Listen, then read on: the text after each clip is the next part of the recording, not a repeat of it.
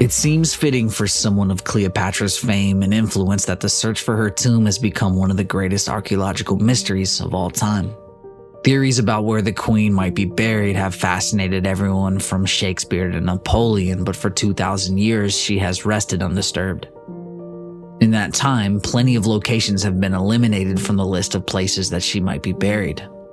Most experts do not believe, for example, her tomb would be in the Valley of Kings, the traditional resting place for Egypt's pharaohs. Cleopatra probably would have wanted to separate herself from the other dynasties that ruled Egypt, and for a similar reason, old Egyptian capitals like Thebes are also unlikely. The most common consensus has become that the location of her burial was probably somewhere within the ancient city of Alexandria. Recently, a little-known place in Egypt called Taposiris Magna has been in the news. During the Classical Age, Taposiris Magna was the site of a great temple to Osiris, the Egyptian god of death. Now, a huge recent archaeological discovery has led to theories that the ruins of the ancient temple might be hiding one of history's greatest secrets. Deep beneath the ground, archaeologists have uncovered a series of tunnels that might lead to the resting place of perhaps the most famous Egyptian in all of history, Cleopatra VII. In this video, we're going to tell the story of Cleopatra, trying to separate the history from mythology as best we can and hopefully give you a better understanding of the queen who challenged the Roman Empire. Now, this whole story is like an ancient soap opera filled with politics, sex, rivalries, wars, gossip, every player trying to play chess out with their opponents. All of it, however, will weave back to the recent discovery, Taposiris Magna, and the possibility that the greatest archaeological find since King Tut might be waiting in the very near future, Cleopatra's grave. The life of Cleopatra is entirely deserving of her reputation as one of the most famous women of the classical world. She was born at the end of Egypt's Ptolemaic dynasty. This dynasty had begun in 305 BC when one of Alexander the Great's most trusted generals, Ptolemy I, had won control of the Egyptian throne following Alexander's death. Alexander had made Egypt, and especially its capital of Alexandria, one of the centerpieces of his empire. For the next 300 years, each of the Ptolemaic pharaohs found themselves struggling to keep Egypt independent and powerful in the face of the great Mediterranean powers that surrounded them. By the time Cleopatra took the throne in 51 BC, Egypt's fate was already resting in the hands of the failing Roman Republic. A few generations earlier, Egypt had turned to Rome for help holding off invasion from another Mediterranean power known as the Seleucid Empire.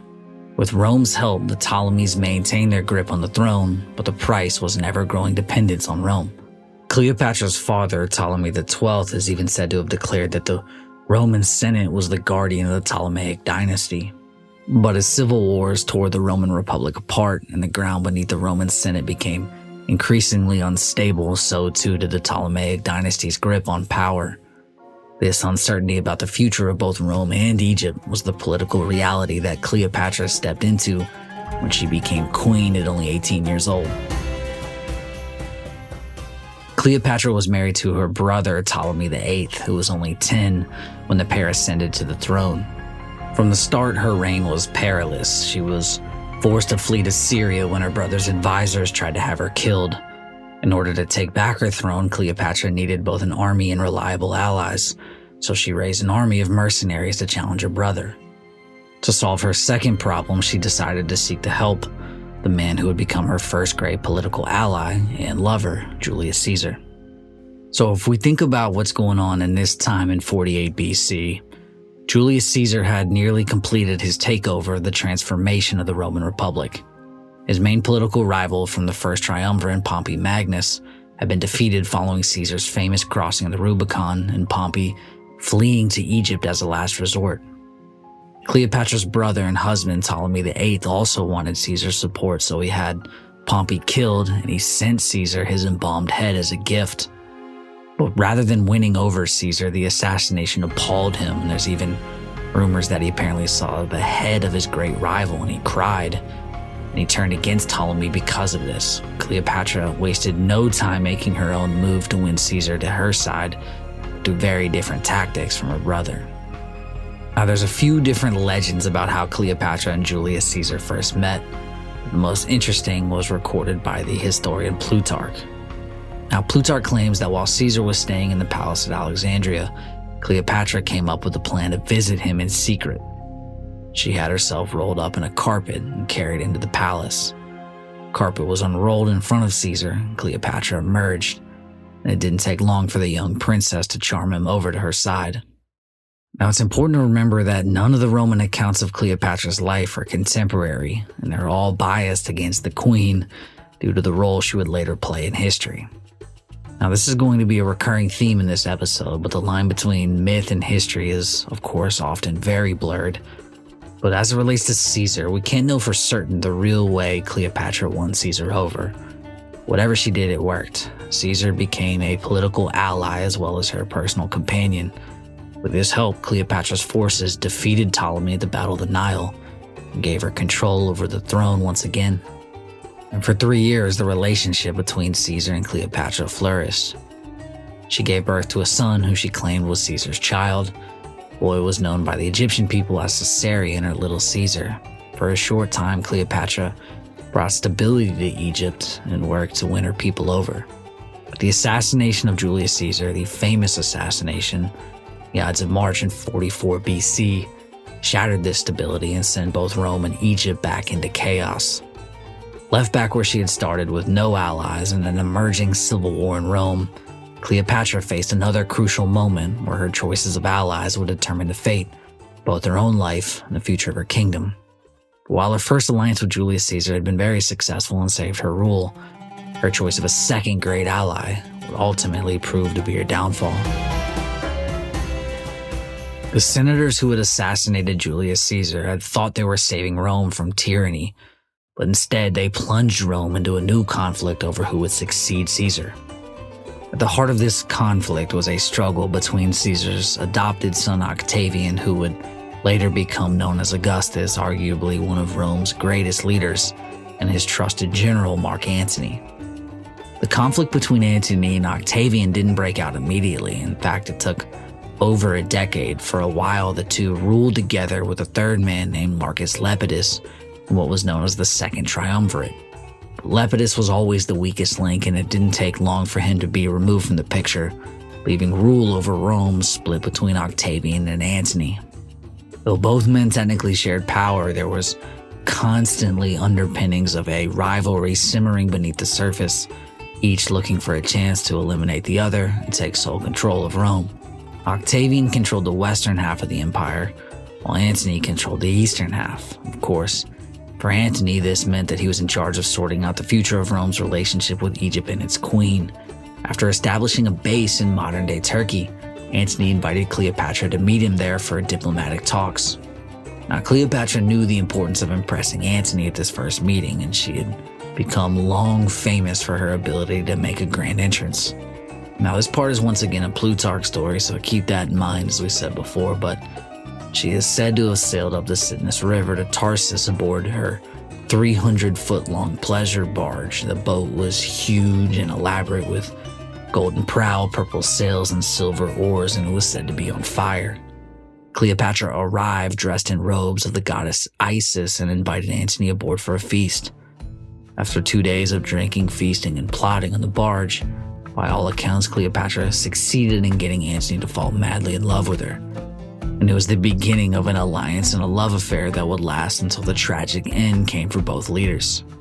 Over the years following their meeting, Antony and Cleopatra's relationship deepened. This is why earlier I talked about a soap opera. Antony was actually married to Octavian's sister, and even though he was so, he kept returning to Egypt and Cleopatra.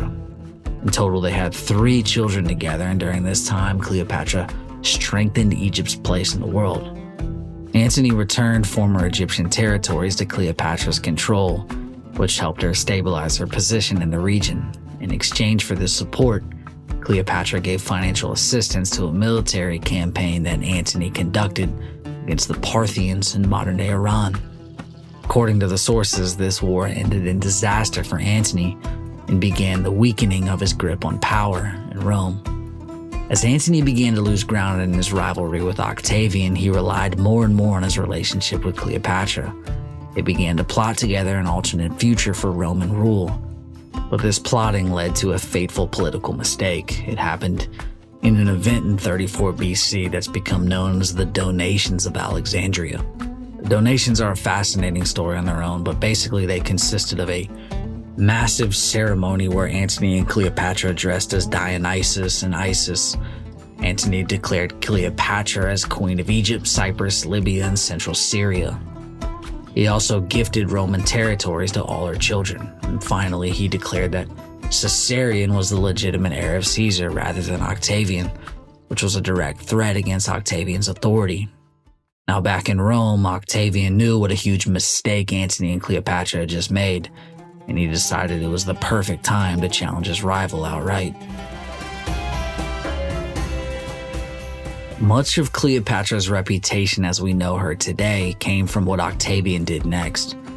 Since he was at home in Rome while Antony was off in Alexandria, he knew he had the perfect platform to launch a propaganda campaign against the two lovers.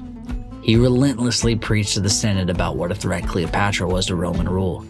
He depicted Cleopatra as a seductive and manipulative mastermind who had used her sexuality to completely control Marc Antony. If this sounds like the image you know of Cleopatra from pop culture, it might be because Octavian successfully portrayed her that way over 2,000 years ago. Now, Octavian's propaganda war featured a number of fascinating tactics to turn the Senate against Antony. At one point, he stole Antony's will from the Temple of Vesta, and he read it to the Senate. The will contained provisions to leave all of his possessions to the children he had had with Cleopatra. It also said he wanted to be buried in Alexandria instead of Rome, which outraged the Senate. And gradually, he convinced the Senate that the two were planning to create their own empire together in the East as a direct challenge to Roman authority. After years of this propaganda campaign, Octavian finally convinced the Senate to declare war on Cleopatra in 32 BC, in what would become known as the last war of the Roman Republic. What's interesting is that the last straw for the Senate came when Antony divorced his wife Octavia and officially married Cleopatra. At that point, finally, the Senate believed Octavian's warnings enough to declare war on the queen. After he's told that Rome had declared war on Cleopatra, Antony then puts his support behind her rather than Rome. Immediately, the Senate stripped Antony of all his official power and labeled him as an outlaw and a traitor. The war lasted 2 years, and even though Antony and Cleopatra had the advantage at the start, it gradually turned in Octavian's favor. And this is where we could go down the rabbit hole with the entire war, but Antony's weakness came in that he was a great tactician on land, but he didn't have a great understanding of naval combat. Naval warfare in the ancient world was a lot different than what we think of today. Since gunpowder didn't exist, obviously, it was mainly about ramming the enemy's ships from the side in order to sink them. Now, the war culminates in the Battle of Actium, which is arguably one of the most famous battles in history, and it could have changed so much about the Roman Empire and really the history of the world, candidly. But this is where Octavian's forces defeated Antony and Cleopatra in one of the largest naval battles in history to that date. From that point, basically, Antony and Cleopatra's fates were sealed. The tragic ending for both Antony and Cleopatra is another place where history and myth are blurred together. After his defeat, Antony was the first of the pair to take his own life. He supposedly fell on a sword, which was a Roman tradition. However, legend says, and again this is Plutarch, that he had heard a rumor of Cleopatra already having taken her own life, only to learn the truth that she was still alive after already stabbing himself in the stomach. As he was bleeding out, he was supposedly carried to Cleopatra and died in her arms. Now, Cleopatra didn't immediately follow Antony in killing herself, according to the sources. Instead, she tries to negotiate with Octavian first. It's possible that she might have allowed herself to be taken alive as his prisoner. Her only condition was that the life of her son Caesarion be spared. But Octavian had other plans for her and Caesarion. He wanted Cleopatra to be carried away back to Rome in chains, where she could be paraded as part of Octavian's triumph. He also told her that Caesarion's life could not be saved, saying that 2 Caesars was one too many. With no other option, Cleopatra took her own life, either by snakebite or by poison, depending on which source you believe. At her request, Cleopatra's body was buried with Antony in a hidden tomb that couldn't be disturbed or desecrated by Octavian. The location of this tomb has been kept hidden for 2,000 years. And this is where we return to the tantalizingly fascinating recent developments as Cleopatra's hidden tomb potentially is on the edge of discovery. Centuries of searching around Alexandria bring us finally back to where we started this episode, at Taposiris Magna, the temple complex 28 miles southwest of the ruins of the city. This is the place where Dr. Katherine Martinez, an archaeologist at the University of Santo Domingo, has been hunting Cleopatra's tomb for nearly 20 years. Now, Dr. Martinez may have finally made the breakthrough that has been anticipated for centuries. During a recent dig, Dr. Martinez and her team discovered a 4,000-foot tunnel located 43 feet underground. Now, the tunnel is an amazing discovery all by itself. It's 2 meters tall and cut directly through sandstone in a series of interlocking polygons.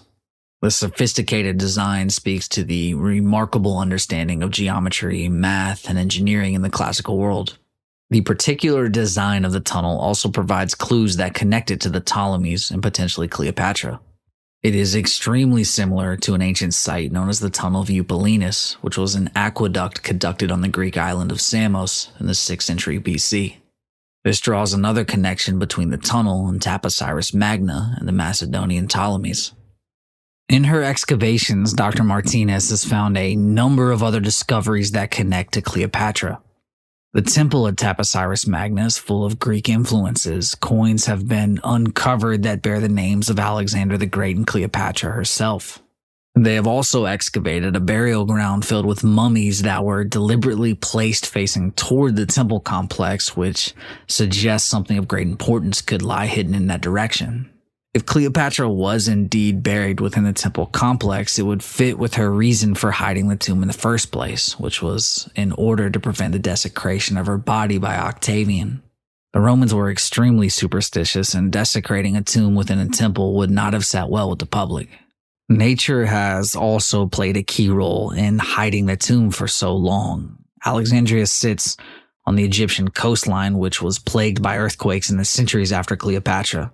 Most of the city sits beneath the waves, and unfortunately this means that if Cleopatra was buried within Alexandria, her tomb has probably been submerged under the water for thousands of years. Unfortunately, Taposiris Magna has only fared slightly better than Alexandria. Significant areas of the tunnel that Dr. Martinez has excavated is completely flooded, and although she will be conducting underwater excavations of the tunnels, it's hard to know if anything at all would be preserved beneath the water. But if Dr. Martinez manages to uncover even part of the tomb that has not been flooded, it's hard to overstate what this might mean for our study of history. If Cleopatra's tomb is officially found, this would almost certainly be the biggest story in archaeology since the discovery of Tutankhamun. It has the potential to be a source of invaluable information on not just the Ptolemies, but also the ancient Greek and Roman worlds. What's interesting is that to this point, much of the history of the Ptolemies is a mystery. Cleopatra's resting place could give much more insight into the Ptolemies, how they lived, ruled, buried their royal dead. It's also possible that her grave could give archaeologists clues about where other Ptolemy rulers might be buried. One of the most fascinating pieces to me is that the tomb could also be a huge discovery for understanding the classical worlds beyond just Egypt. Alexandria at that time was the intellectual capital of the Mediterranean world. Its famous library was a center for knowledge and education, and it might have contained as many as 400,000 scrolls at its height. And the loss of the Library of Alexandria is one of the greatest intellectual tragedies of all history. But there's a chance that even some of these lost scrolls from the library might lie with Cleopatra. It would be monumental for recovering lost knowledge from the ancient world. And this makes it easy for the imagination to run wild when thinking about the knowledge and treasures that could be lying just below the Taposiris Magna. Ultimately, our best hope for turning our speculation into real knowledge rests in the hands of Dr. Martinez and her team. So like many of these major archaeological discoveries, they're breaking news right out of the gate, but they naturally take themselves some time to play out. And so if Dr. Martinez is able to find the tomb of Cleopatra, it'll be fascinating to know what questions we can answer about the queen, the last pharaoh of the Ptolemies, whose story of power, betrayal, and love has captured our imagination for over 2,000 years.